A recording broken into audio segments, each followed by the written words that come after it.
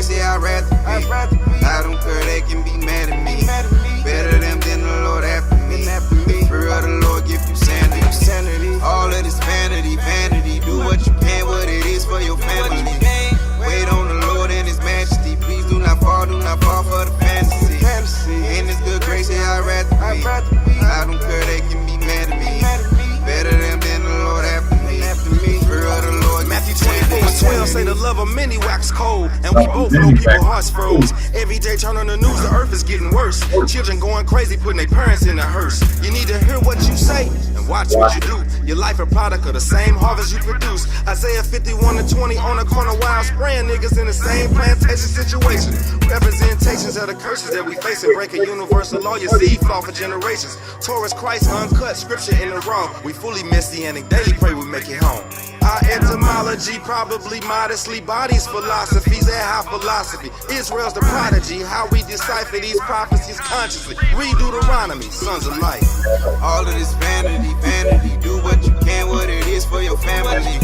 Wait on the Lord and His majesty. Please do not fall for the fantasy. In His good grace, yeah, I'd rather be. I don't care, they can be mad at me. Better them than the Lord after me. Spirit of the Lord give you sanity. All of this vanity. Do what you can, what it is for your family. Wait on the Lord and His majesty. Please do not fall for the fantasy. In His good grace, yeah, I'd rather be. I don't care, they can be mad at me. Better them than the Lord after me. Spirit of the Lord give you They take His name in vain like a heart no pulse. Heart cold as winter and I pray the frost. They keep their mind on their money cause they spiritual law. Judas made another covenant, his life was a call. Double back to the world, they couldn't carry the cross. Spiritual food, the more I chew, the more I bit off. The more I know that through religion that the people's lost. Couldn't about the kingdom with ties, the blood is a call. Yeah, now pay attention to the message we are giving. The king's coming back, is only coming for the remnant. Yeah, the beat is dope, but what about the message? What about the message from God that they finessing? What about the shots in the arm that they injected? What about the children of God that they molesting? What about the sin from our fathers now we're affected? What about the soul in the man, this is the image? All of this vanity. Do what you can, what it is for your family.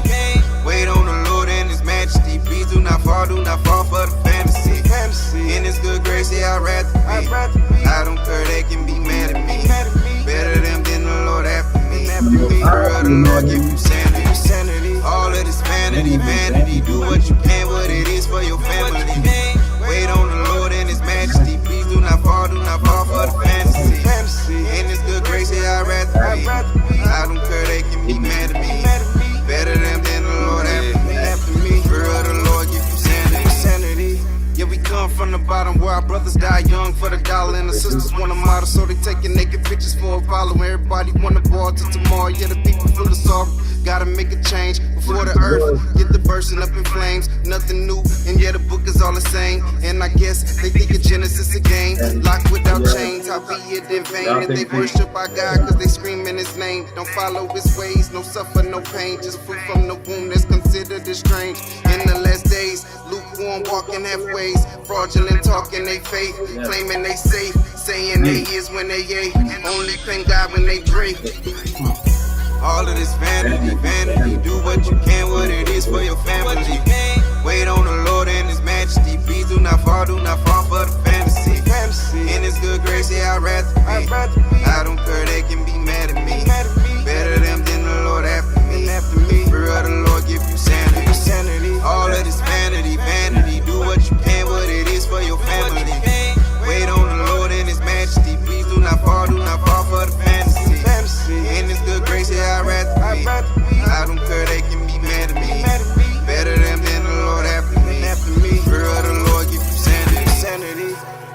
The book of Ecclesiastes, chapter 1, verse 1. The words of the preacher, the son of David, king in Jerusalem. Vanity of vanities, saith the preacher. Vanity of vanities, all is vanity. What profit hath a man of all his labor which he taketh under the sun? One generation passeth away, and another generation cometh. But the earth abideth forever.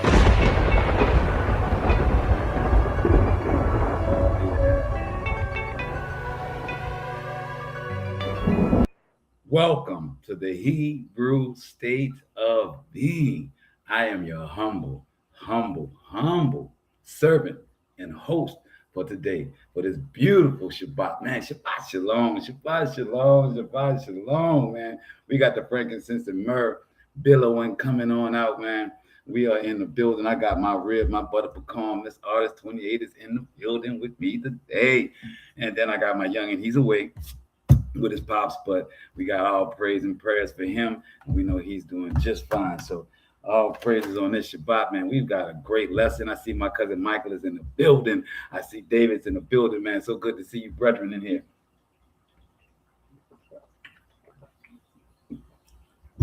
To everyone on YouTube, thank y'all for tuning in. Truly appreciate all that you guys are doing by continuing to start to support the channel. Thank you for the subscriptions that have been coming through.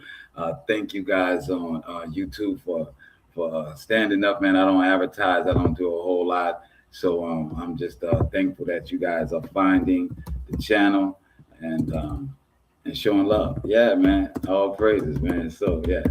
So with that said, man, this world, oh, man, this world is going absolutely bonkers right now, right? But what dawned on me today, the brother Yuan and I were having a good little Bible study and session, man, and it really gave me the title and the direction of our lesson today.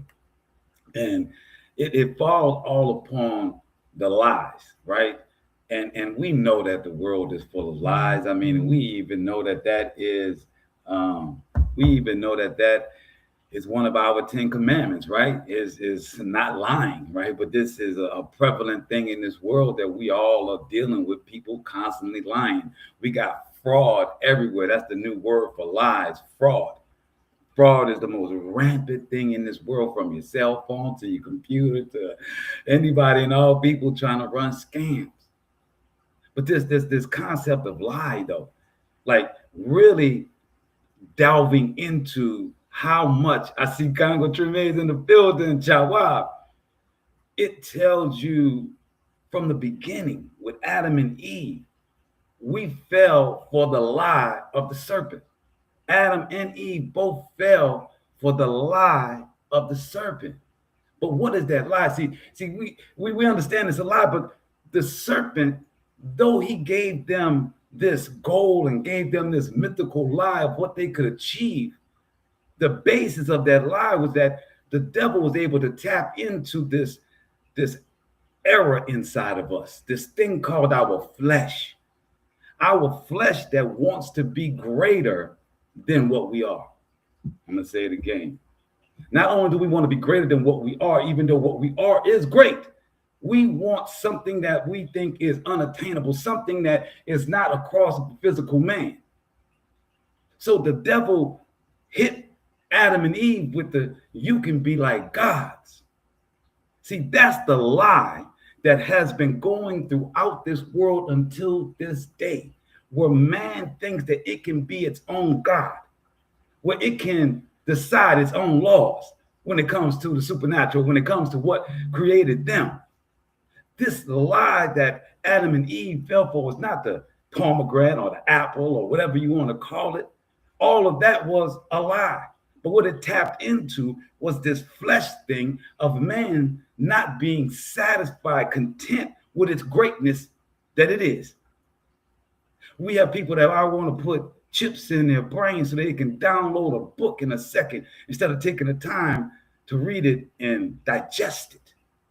They can't even digest the scriptures yet, but you want to randomly run through your brain an entire book that you can't even understand a chapter and verse.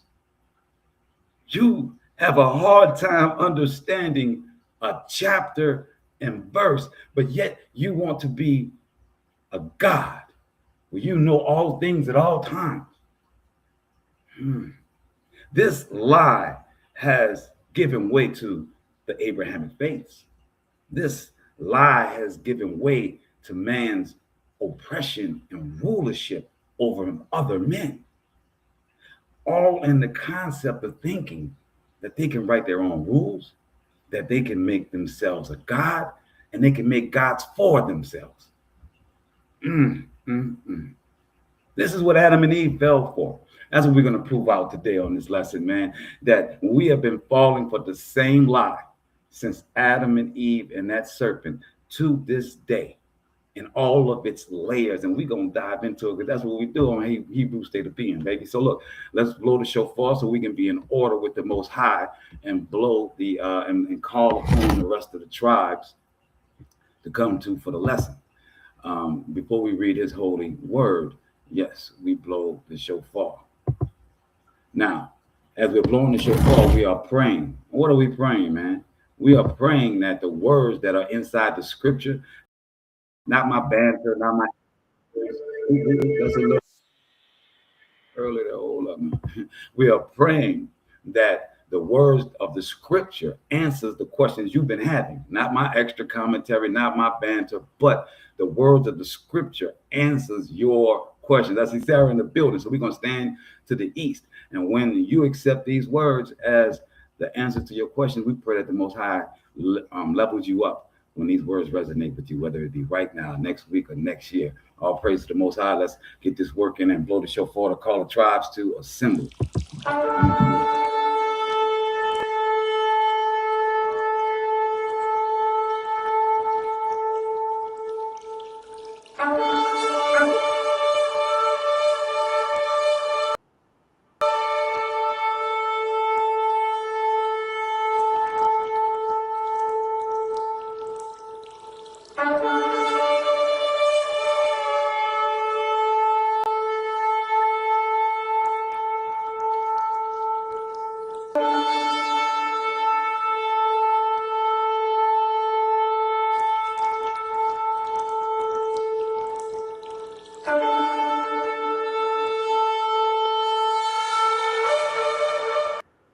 Shabbat Shalom, Shabbat Shalom, Shabbat Shalom. We're in the building. All right, so our first scripture for the day is that Genesis.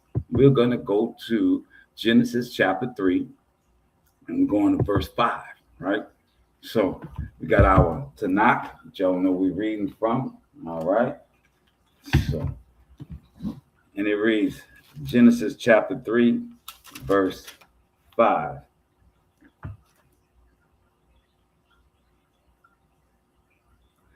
But the Most High knows that as soon as you eat of it, your eyes will be opened, and you will be like divine beings who knows good and bad.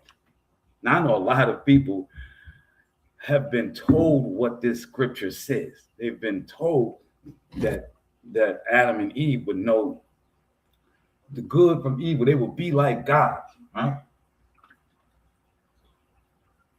But simply, it said that you would know good from evil. But if Adam and Eve was living and they were walking with the Most High, is not the Most High the essence, the definition of goodness? So when it says, or the serpent says, and the serpent said to the woman, you are not going to die, but the Most High knows that as soon as you eat of it, your eyes will be opened, and you will be like divine beings who knows good and bad. Divine beings, good and bad. This is what the devil laid on the table. This is what hit our flesh. Does these two things not still happen in this day? In our conscious community, is it not all about being gods? Oh, our black goddesses. Oh, my brother's a god.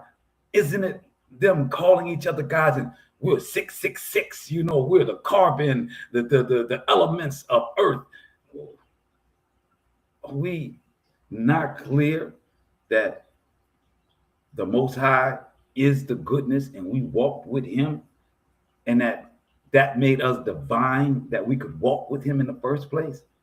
So when the devil offers this divinity of knowing good and bad, when they already knew good, because there is nothing better and nothing more good than the Most High.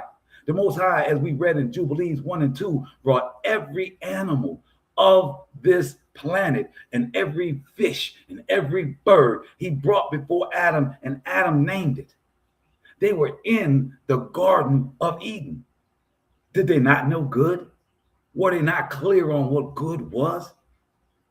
So now to be divine is to know bad, because that's what the devil is offering. And in our flesh, we think as gods in this conscious community that being a god is something really like a Nephilim. See, let me break it down.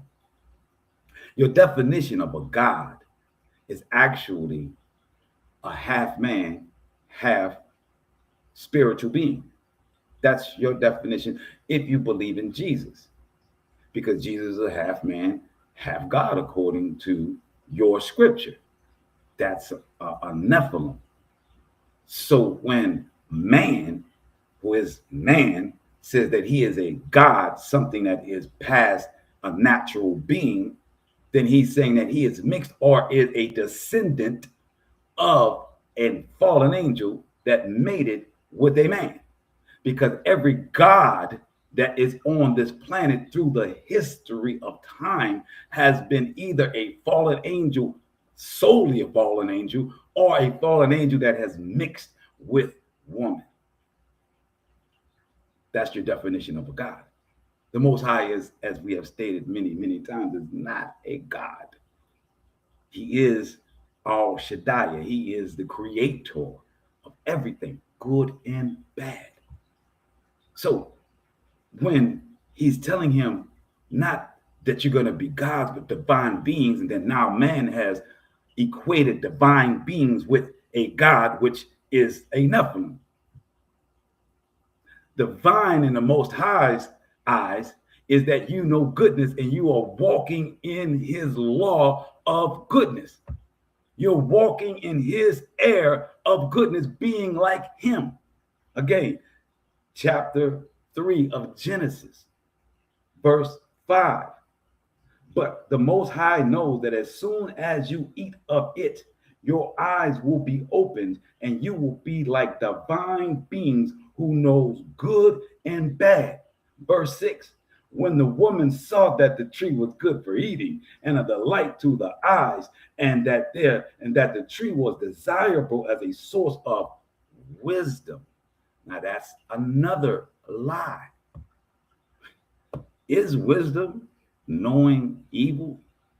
We equate wisdom with getting out of evil, right? We equate wisdom with these stepping aside from evil, not divulging ourselves, being smart enough to recognize that is evil and not to do it. Knowledge of something is being inside of it. Knowing what it is and being intimate with it is two totally different things. I can know that a snake is venomous, but I don't have to live, worship snakes, have them around me, study them to know that they're venomous and that they can kill. You get the difference between intimate and knowing. Wisdom, it says, desirable as a source of wisdom. She took of its fruit and ate. Let's go to 22, verse 22 of that same chapter 3 of Genesis. The Most High says, and then the Most High said, now that man has become like one of us, knowing good and bad, what if? Now this is the thing you need to hear. So the Most High acknowledged, okay, you guys have now understood what rebellion is. Because I told you not to do something. Now you see that you have the power to rebel, which is the equation of evil or bad. The serpent was going against what the Most High wanted to happen in the Garden of Eden. That's why he was judged and punished. Though the Most High created the devil or Lucifer, or however you want to come up with it, was created by the Most High and then punished by the Most High because he broke the laws along with the 200 fallen angels after he took 120 with himself. These are people that went against the Most High. So this is the definition of bad. So knowing good is walking with the Most High. Knowing bad is rebelling against the Most High. But somehow, as we read these scriptures, we lose that.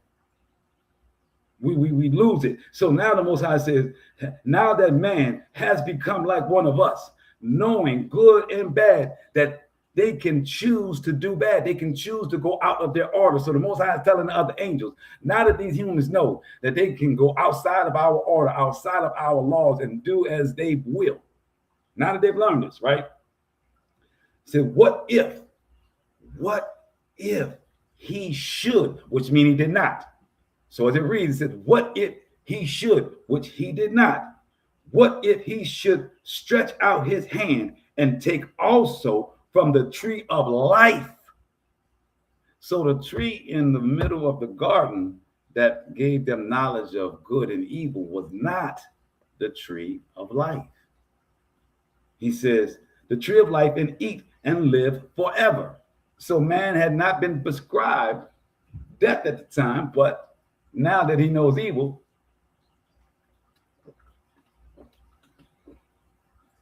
he's going to be forbidden the fruit of life.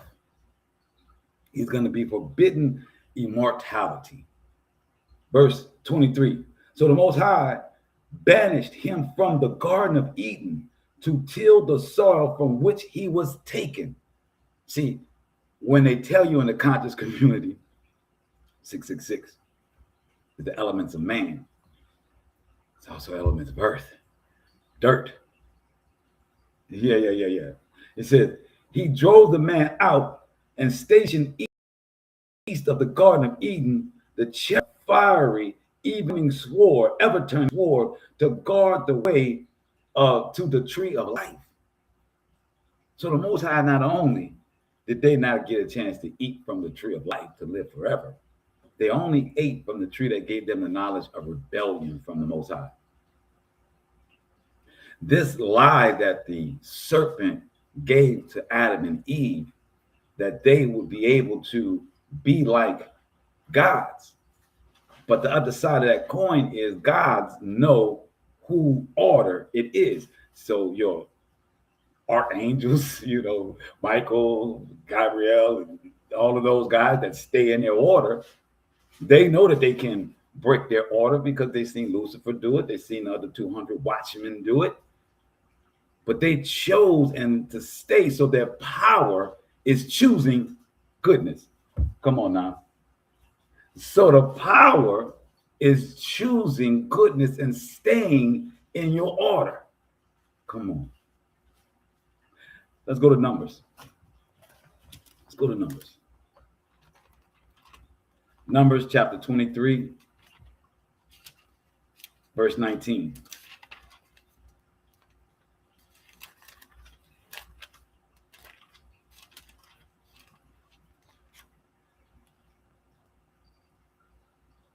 Verse 19 reads in Numbers chapter 23, the Most High is not man to be capricious, to be, change his ways, just to change, depending on how he feels. It says the Most High is not a man to be capricious or mortal to change his mind.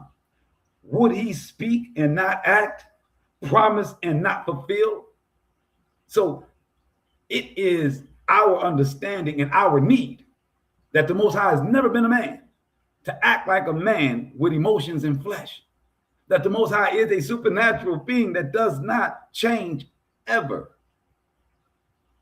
His laws does not change. That's why we have seasons. That's why we think things are out of order when the seasons aren't right. When we don't get all four if you're in the right, time zone. When summers are longer, winters are longer. El Nino, tsunamis, everything gets thrown off when the luminaries that the Most High created, the sun and the moon, are not in their order. What makes you different?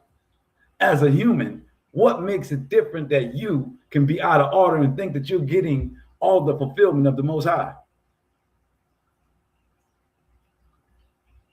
The lie that this serpent gave, that we fall for today, that we believe that we are gods and that we can dictate what the Most High has said, and we can create gods for ourselves if we don't believe that we're gods ourselves already.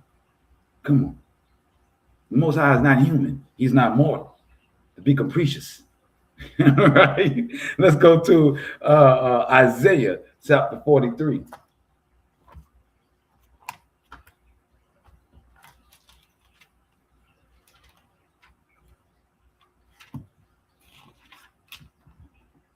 Isaiah 43, verse 10. And it reads, my witnesses are you.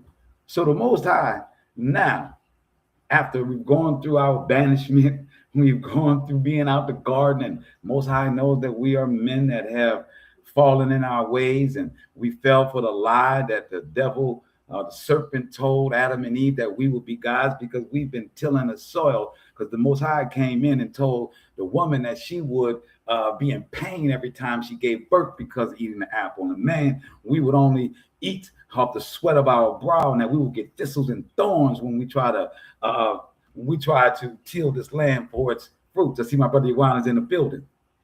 Now we're at the point where the Most High has spoken of a remnant. He's speaking about a people that will follow his law regardless of. And he's saying, my witnesses are you, declares the Most High, my servant whom I have chosen, to the end that you may take thought, to the end, and that's where we are, so that we should take thought, which we're doing on Shabbat, and believe in the Most High, believe in me. He says, and understand that I am, which in our language is Ahaya. It says, and understand that Ahaya, he, that I am he. Before me, no God was formed, and after me, none shall exist. As if the Most High is going to disappear. And he's not. He's everlasting. So there will be none after. There was none before. And he says on verse 11, none but me, the Most High, beside me, none can grant triumph. He says, even if there was somebody on the side of me, they can't give you the triumph. I alone foretold the triumph. I brought it to pass. I announced it. And no strange God was among you, so you were my witnesses. And that's what we're doing right now. We are being a witness of the Most High's word. We are not a witness of Abrahamic faiths. We are not witnesses of their continuation of the Torah and the Tanakh. The Most High said, there's no God on the side of me, if it's in front of me, going to be after me. It says, and none of them can give you triumph. Why? Because I'm the one that dictated, that created what the triumph is. I have created the box of triumph and the goal in which you to reach. I am the one that gives the reward of it, and no one else. Whoa. Oh, whoa. So again, back to the lie.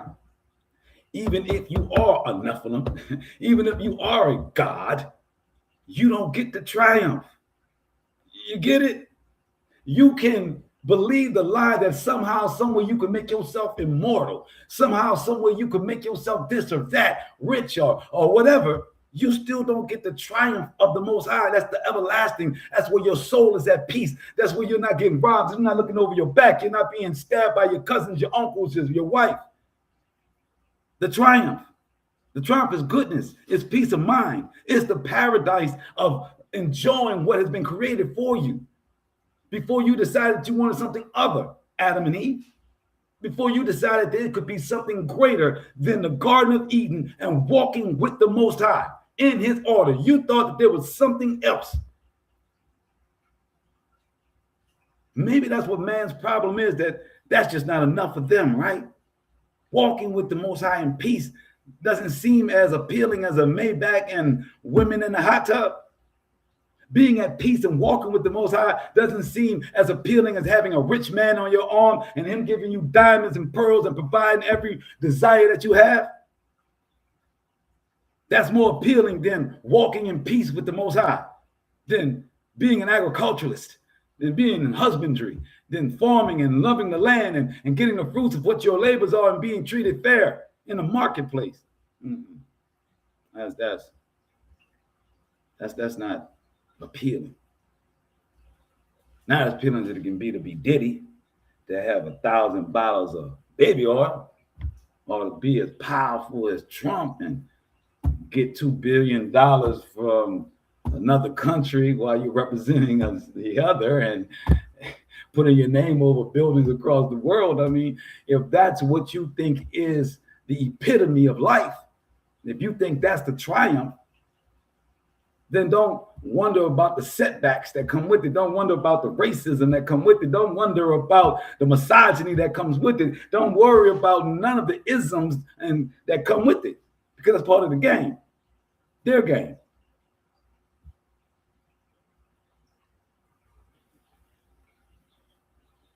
Isaiah chapter 43, verse 10. My witnesses are you, my servant whom I have chosen, to the end that you may take thought and believe in me and understand that I am he. Before me, no God was formed, and after me, none shall exist. None but me, the Most High. Besides me, none can grant triumph. I alone foretold the triumph. I brought it to pass.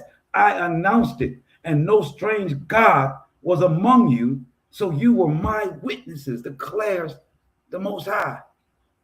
One of my most favorite and most powerful, because Jeremiah repeats it again.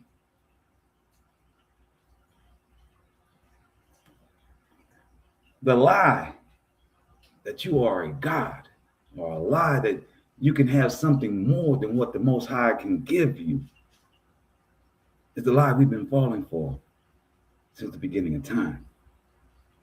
Let's go to Ezekiel 28:2. Ezekiel chapter 28, verse 2. And it reads, O mortal, say to the prince of Tyre, thus said the Most High, because you have been so haughty and have said, I am a God. So we're now at man again, at his greatest triumph, with all of his success. He wants to be now a God.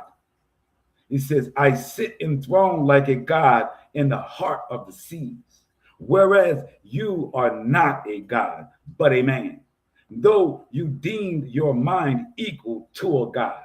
Yes, you are wiser than Daniel. In no hidden matter can anyone compare to you.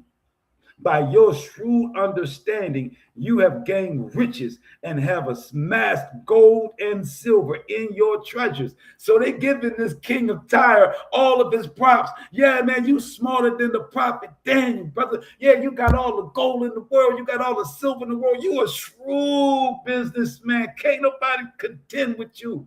Your tongue, chef kissed. Can't nobody mess with you, boy. He says, and have amassed gold and silver in all your treasures. By your great shrewdness in trade, you have increased your wealth, and you have grown haughty because of your wealth.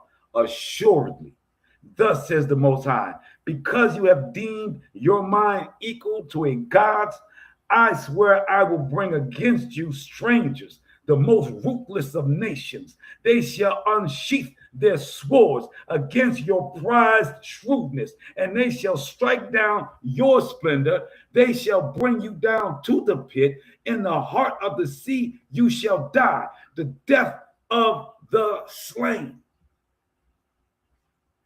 So when they tell you the old cliche, what is it to gain the world but lose your soul?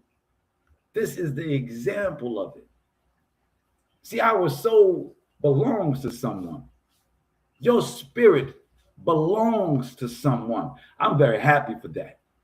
I'm very overjoyed that my spirit, my soul has a place to return to, has a place that is going to beckon unto it. And I'm working so hard that I know when that goes there, the judgment of my soul is going to be favorable. Not clean, not pristine, favorable. You know what I'm talking about? You know what I'm talking about? And it says, but the ones that think that they're a God, they didn't say he sinned other than thinking that he was a God. They didn't say that his shrewdness was against the laws of the Most High. They didn't say the silver and the gold that he amassed was abhorrent unto the Most High. That's not what the scripture said. It said that because you had done so, you believed that you were a God and then called yourself that. And what comes with that? People worshiping you. Like the Muhammad. I mean, you can't say his name without saying all praises be. What does all praises mean? It's worship. You can't give the Most High the glory without saying Jesus. It's an idol. It's a concept of a Nephilim creation. You surely don't believe in the Hashem of Judaism, where they say they can't even say his name. It's Al Shaddai. We've done the research and the records, man. We've dug in the crates, man. We don't care that they tell me I can't say my father's name when you tell me there's power in the word. He says that we are his witnesses. How can I be a witness of him if I can't say his name?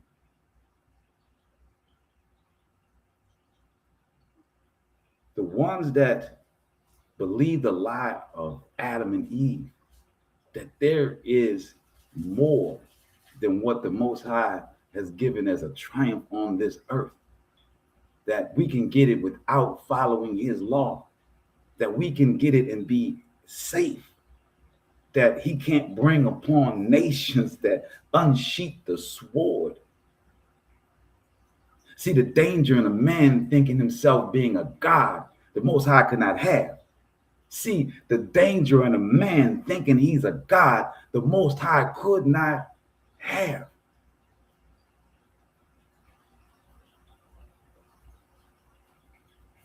When you go against his law, it's Exodus 20, when you have other gods besides him, when you say his name in vain, or you don't follow the Sabbath and think you can put it on a Sunday, when you think that you can do these things when the seventh day is the seventh day, regardless of the Gregorian calendar telling you Monday is the first day when it's not. They'll even tell you on your Gregorian calendar that the first day is Sunday.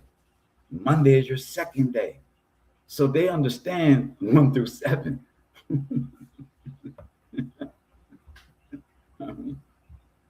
7 is the holy number of completion. That's why it's the end of the week. That's why we count our jubilees by the 7th.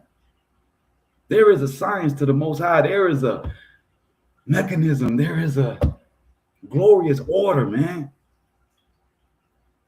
But if you don't want that order, and then you're going to call yourself a God and tell people the way to be is shrewd like you and hateful like you,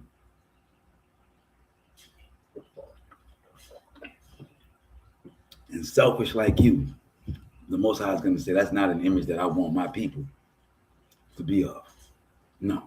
Let's go to Psalms. Let's get it deep. Let's go to Psalms 82. One of my favorite. A lot of this is a lot of my favorite ones, but this, when I first got in the walk, man, I was deep into this Psalms 82, man, because it hit me in a way that it just hit me, and I hope it hit y'all. You know what I'm saying? But Psalms 82 is a real short chapter, right? And normally I'm just going to read 6 and 7 because it jumps right in to what we just left off of, right? Into this whole concept of being a God, right? And I'm going to read 6 and 7 so we follow our flow, but I'm going to come back and start from the top and read all of 82. But verse 6 and 7, carrying on from Ezekiel 28 and 2 with the king of Tyre, thinking himself being a god. And the Most High says, I had taken you for divine beings. That's what Adam and Eve was before they ate the apple. Before they let the devil tell them that they will be divine by going against the Most High's order. So in order to eat the apple or the pomegranate, they had to go against the Most High order. So the Most High said, I had taken you for divine beings. Sons of the Most High, all of you, but you shall die as men do, fail like any prince. And what do men do? They sin. Again, I had taken you for divine beings, sons of the Most High, all of you, but you shall die as men do, fail like any prince. And it says, arise, O good judge of the earth, for all your nations are your possessions. We're going to start from the beginning. Psalms 82. The Most High stands in a divine assembly. Do you think that Lucifer is in the divine assembly? Do you think the 200 watchmen that came and made it with the women are in the divine assembly? The divine assembly is defined by following the order of the Most High. That is how they are divine. The snake is not divine, even though he be a god. Don't get it twisted. The snake is a fallen angel. It's a demigod. It's a god. All right, but it's not in the divine order. It's not in the divine assembly. And it says, among the divine beings, he pronounced judgment. How long will you judge perversely, showing favor to the wicked? Selah. He asking real questions. How long will this favorability to these evil people in this world continue? Verse 3, judge the wretched and the orphan, vindicate the lowly and the poor, rescue the wretched and the needy, save them from the hands of the wicked. Verse 5, they neither know nor understand. They got about in darkness. I mean, they not got about, they go about in darkness, which most of us do, because we're following the fables of our parents. We're following the social engineering of the world. We're following the oppression of our capturers. So most of us go about in the darkness. All the foundations of the earth totter. I had taken you for divine beings, sons of the Most High, all of you, but you shall die as men do, fail like any prince. So again, the Most High is doubling down that what we were supposed to be in his order is divine beings, and that the rest of the world and the rest of the nations would take note of us as divine beings. When we strayed and went against that, Ahab, Jezebel, believing in Yahweh, believing in Baal, Moloch, and all the many other gods that the Israelites ran behind, the Most High said, I cannot have you in the land that has written that I will give you for being my children. You're going to be dispersed and you're going to be in captivity. And that he told us, when you go, even though I'm kicking you out for doing the wrong thing, don't do it over there. I know I'm about to put you in the midst of all of the idolatry and all of the harlotry of the world. I'm about to put you directly in it, but don't follow those nations. So our entire life and our being for this entire time has been this test, trials, and testimonies. But the Most High says out of that will be a remnant, and while we were in it, as the one that would follow, he will give grace and mercy to. Let's go to Ezekiel Isaiah 28. Isaiah chapter 28, verse 17.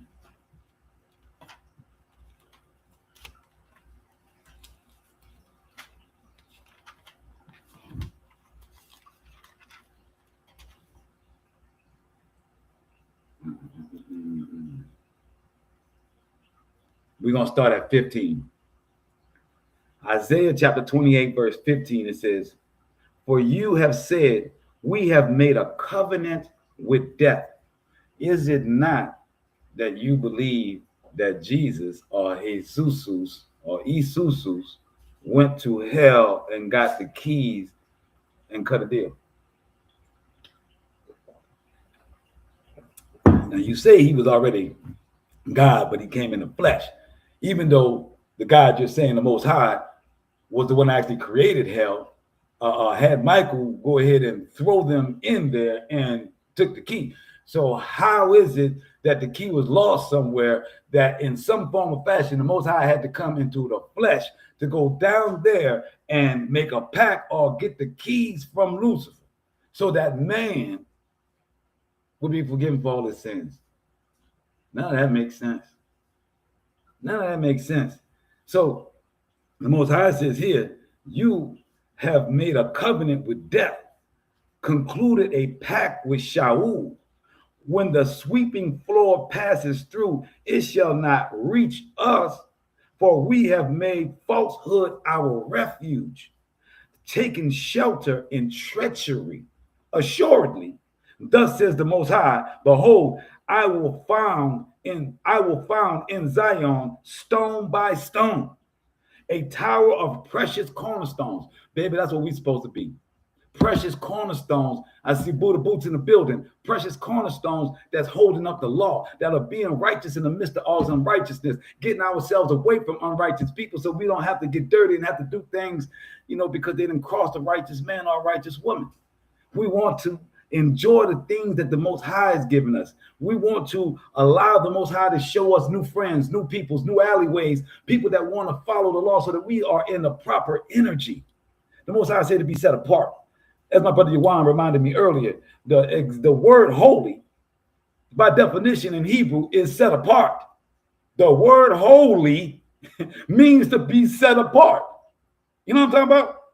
Shout out to my brother Yawan, right? As we get into this Bible study. And it says, y'all will be my precious cornerstones, exceedingly firm. He who trusts needs not fear. He who trusts need not fear. But I will, verse 17, but I will apply judgment as a measuring line. So punishment, judgment, this is right or wrong. I need my people in order. I'm going to use, when you hop out of order, the measuring line for you. And retribution as ways, meaning that you're going to, the old cliche karma, you know what I'm saying? You reap what you sow. The Most High is saying that right here, and retribution in weights. Hell shall sweep away the refuge of falsehood, and flood waters will engulf your shelters. Your covenant with death shall be annulled. Your pact with Shaul shall not endure. When the sweeping flood passes through, you shall be its victims. It shall catch you. Every time it passes through, it shall pass through every morning, every day, and every night. And it shall be a sheer horror to grasp the message. Oh, a sheer horror to grasp the message. Do y'all get those words? That's why so many people like smooth words. That's why so many people like the words of Paul. That's why people like the words of anyone that tell them that they can be gods, that they can be above sin. They can do it, but be above it, that there are no judgment upon them. We got to understand that that's what men be running for, to be not judged. Women run to be not judged. No one wants authority over them. I can't stand authority, but I accept the Most High's authority and I follow his law. Maybe he put that spirit in me of not liking authority so that I would understand his authority. Because if you can't explain it to me, if you can't tell me why you want me to do something, y'all ain't moving that much, brother. I'm going to tell you that right now. It just ain't happening. But when I can go in these words and I can figure out why you want me to do what I got to do, I can break down and go in the back of the book and I can get it. Now you got me. I'm on page with you. And that's what the Most High is saying here, that these horrors that we go through every day, when we talk about how crazy the world is and all of these wild things, these are the horrors that the Most High says passing every morning. These are the flood waters that are passing through us every day. And the ones that are evil, the ones that want to get into that dirt, they're going to get swept up by them waters every morning. You're going to be in somebody's drama to where you getting shot. You're going to be in somebody's drama to where you getting kicked out. You're going to be in somebody's drama to where your child is out of school, or your child is now in jail, or your child is now repeating your type of behavior and got themselves in trouble out in the world. These are the flood waters that the Most High is sending every morning. Chaos for all the people that want to be in chaos. For all the ones that think they're gods and they're above the flood waters. You're not. None of us are. It is the protection just as we had with the Passover when we put the blood over the post of the house. Because when the angel of death was coming through, it doesn't care. It was killing the firstborn of animals, the firstborn of human. It was killing. If you didn't have the sign, if you didn't have the covering, you were dead. It didn't matter good, bad, what you were. If you didn't have the covering, you was dead. It's the same thing with the flood waters. If you're not following the law and having the covering of the Ruach HaKodesh, the Holy Spirit in your life, you're going to get caught up with these flood waters of drama, these flood waters of trauma, these flood waters of evil. You're going to get swept up. Don't believe the lies. Let's go to, that was Isaiah 28:17. Now we're going to go to Isaiah 14, verse 13. Isaiah chapter 14, verse 13.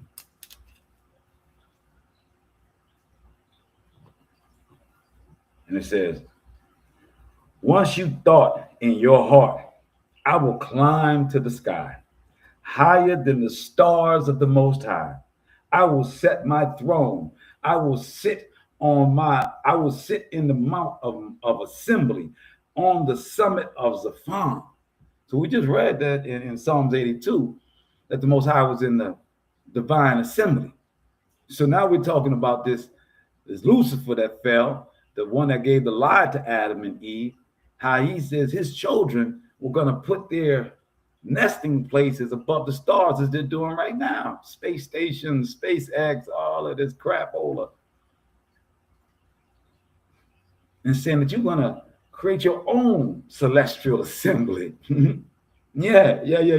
He says, on the summit of Zaphon, I will mount the back of a cloud. I will match the Most High. Instead, you are brought down to Shaul, to the bottom of the pit.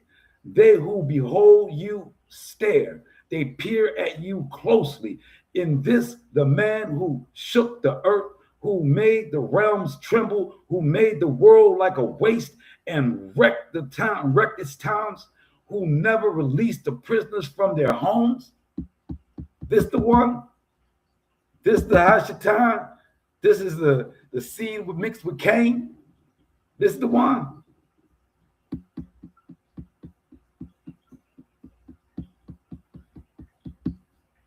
You're the children of following their false doctrines,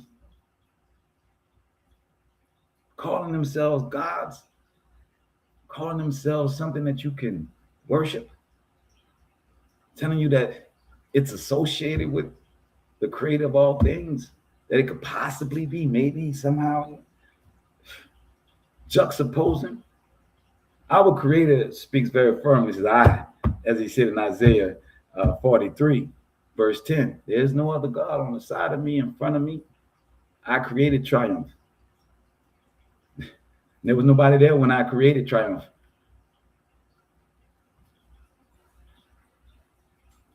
He says, who never released his prisoners to their homes. That definitely doesn't sound like triumph to me, and the plan that this world has for you, to work until you die, so you never get to enjoy the fruits of your labor like this Sabbath. For a world that says it's Judeo-Christian, they still open on Sundays. Let's go to now let's go to Ezekiel 28:17. Yeah. Ezekiel chapter 28, verse 17.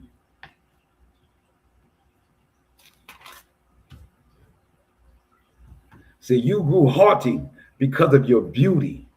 You debased your wisdom for the sake of your splendor. I have cast you to the ground. I have made you an object for kings to stare at. By the greatness of your guilt, through the dishonesty of your treading, you desecrated your sanctuaries. So I made a fire issue from you, and it has devoured you. I have reduced you to ashes on the ground in the sight of all who behold you. All who knew you among the peoples are appalled at your doom. You have become a horror and have ceased to be forever. Verse 20, the word of the Most High came to me, O mortal, set your face towards Sidon and prophesy against her. Thus says the Most High, I am going to deal with you, Sidon. I will gain glory in your midst. So the first one that Ezekiel was talking to, the Most High was talking about yet again Tyre, about the beauty in which that he thought he had, that he could be in the middle of the sea as it was in Atlantis, as the stories that we get, right? We connect these historical stories to the biblical understanding that these people have tried to reproduce these things and give it to you in fables, give it to you in Hollywood stories, right? Let's go to, and we're almost out of here. Let's go to Obadiah. You gotta switch books. Obadiah chapter 1, verse 3.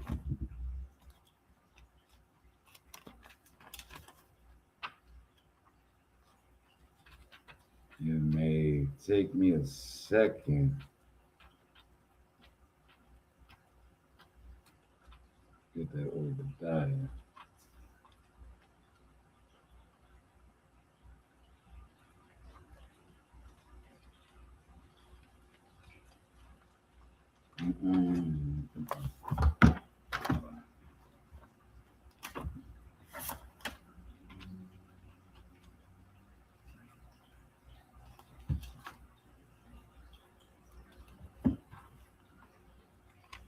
See, Obadiah being one chapter, man. Sometimes I can't find exactly where I just saw it. There you go.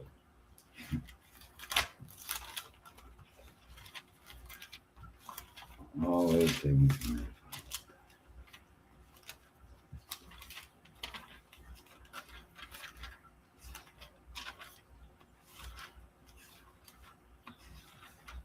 There we go. All right, Obadiah.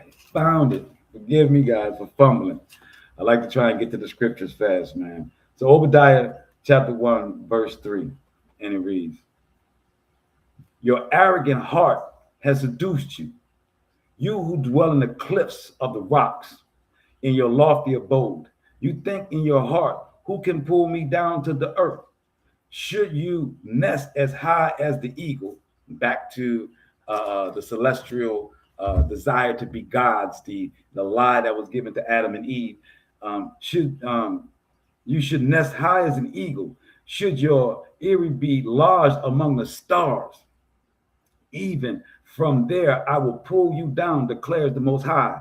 If thieves were to come to you, marauders by night, they would steal no more than they needed. If vintages came to you, they would surely leave some gleaning. How utterly you are destroyed. Are we not utterly destroyed as a people?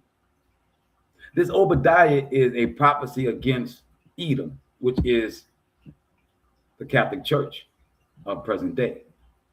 And it says how this Catholic Church, this Roman Empire, has taken all from us, that there is nothing left. If you believe that the Oprahs and the basketball players and the football players equate to a large percentage of our people, or the riches that they have possessed somehow proliferates through our community, you would be wrong.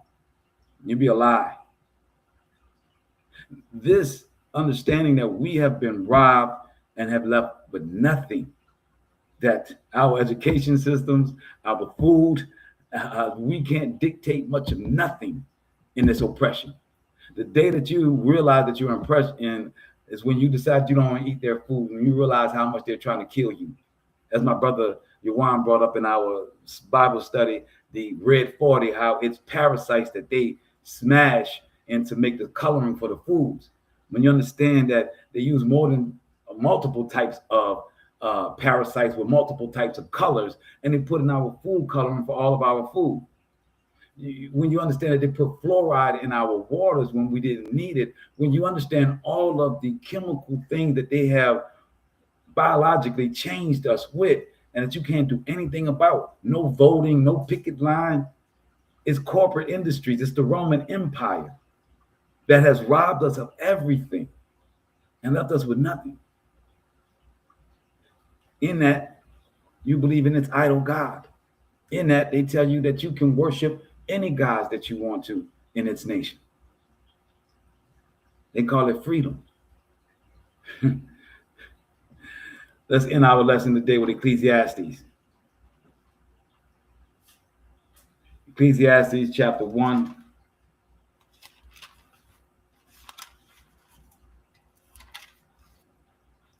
Because in order for Eve and Adam to fall for the lie that was given to them by the devil, their flesh had to possess a thing called vanity. And in Ecclesiastes chapter 1, verse 2, it says, utter futility, says the Kohet, utter futility. All is futile. What real value is there for a man in all the gains he makes beneath the sun? One generation goes and another comes, but the earth remains the same forever.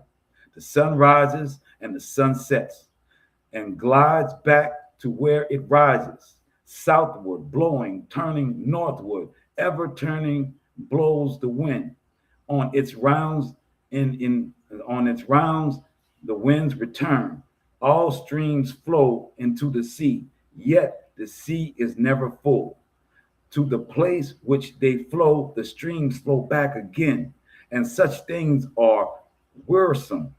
No man can ever state them. The eye never has enough of seeing, nor the ear enough of hearing. Only that shall happen which has happened, only that occur which has occurred. There is nothing new beneath the sun. Sometimes there is a phenomenon of which they say, look, this is new. It occurred long since, it in ages that went before us. So again, Ecclesiastes is saying it's vanity to think that you are doing something new or you can bring forth something new.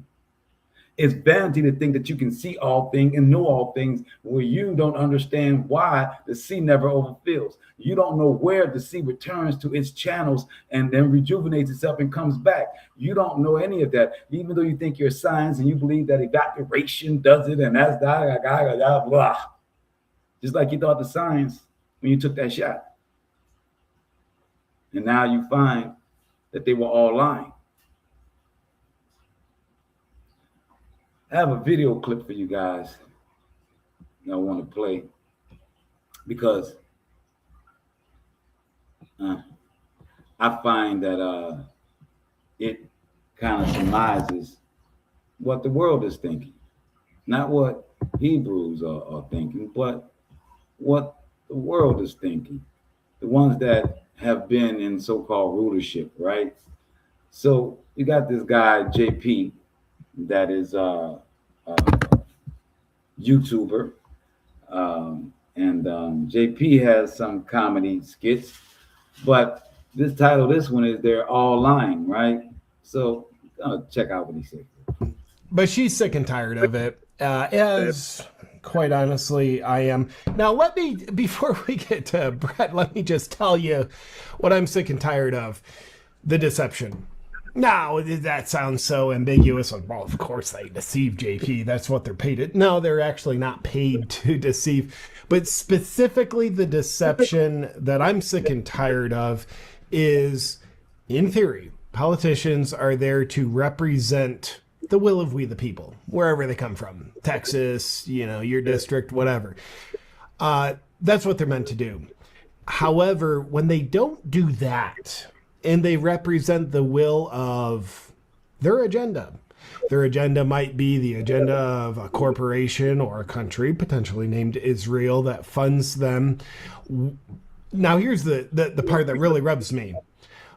When they're doing that, representing an agenda, that's not the will of the people, but they say they're doing the will of the people. They say they're representing the will of the people. I'm absolutely sick of that.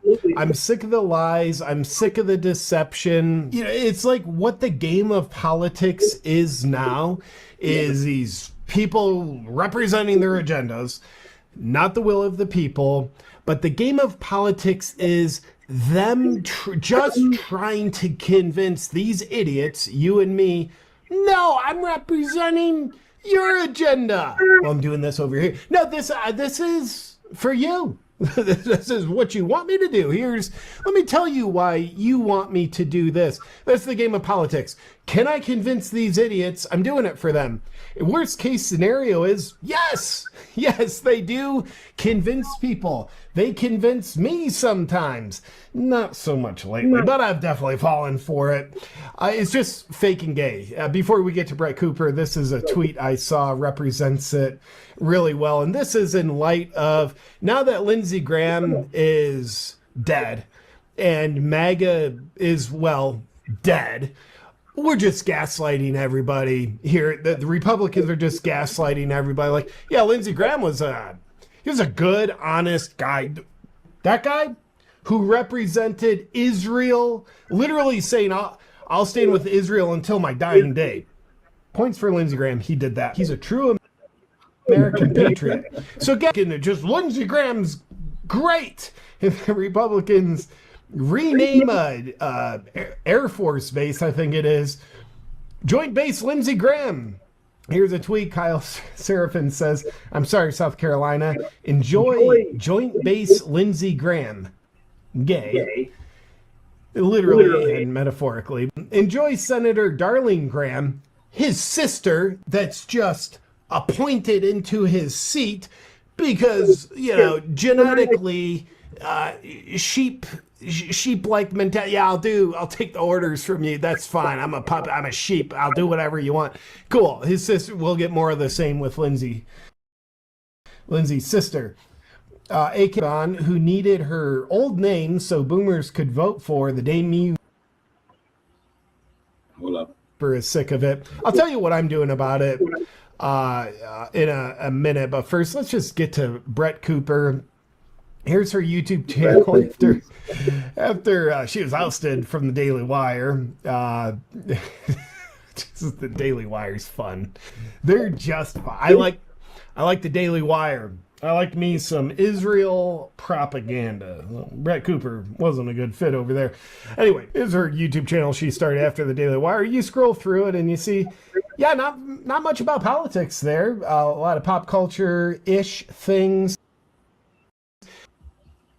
So I sometimes have people ask me, like, why I don't talk about politics as much anymore, or why I started to feel burned out, or whatever it is. And it's because I started to feel freaking crazy because of things like this. So this was Dan Crenshaw in 2021 under Biden. America, our food prices are too high. What are you going to do about inflation? Biden admin, just be vegan and stop complaining, you bunch of rubes.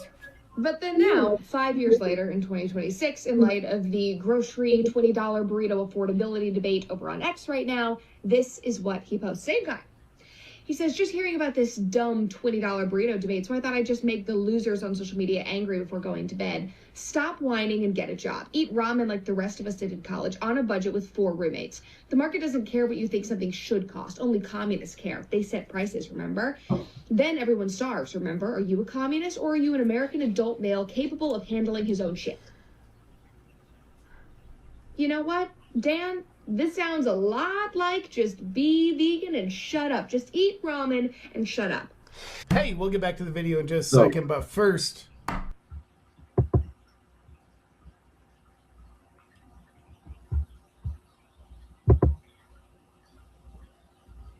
So with that, I want to show that video to kind of show you a perspective of what you would call MAGA or mainstream or the people that's been in rule and understand that when the people that have originated the lies and their children are now being upset because it is lies, you must ask yourself, how can you believe in the people that you are calling your leaders? How can you believe that this United States Judeo-Christian system is actually truthful in any form or fashion? When they give you the impression that they are for the people.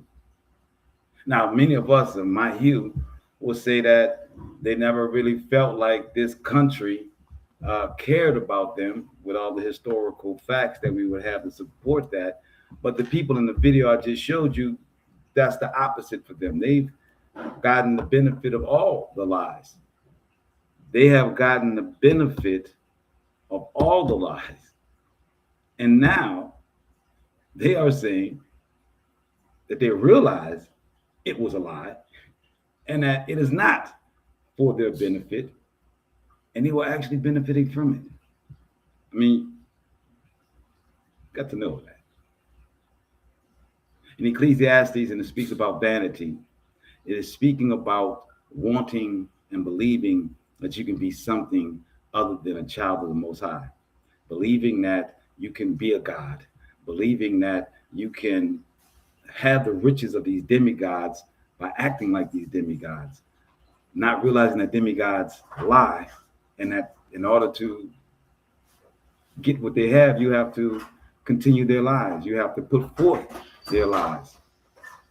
Yeah, it's an amazing thing when you take a minute to meditate on the Most High and understand the lie that has been given to us since Adam and Eve, that we're still falling for to this day. Follow the law, love the Most High, be appreciative of the things that He provides. Know He has grace and mercy for the ones that stay in His law. Know that this world is falling very fast, that the lies that have propped this place up is going down. Where are you going to stand? Are you going to be over there saying, no, we just need the right person in office? No, we just need a Jesus-loving person, Allah-loving person that's going to take care of the people, that's going to actually do the job? Or are we just going to be, as a community, righteous in our actions and deal with each other and stay away from the evil? All praise unto the Most High. Let go of the lies.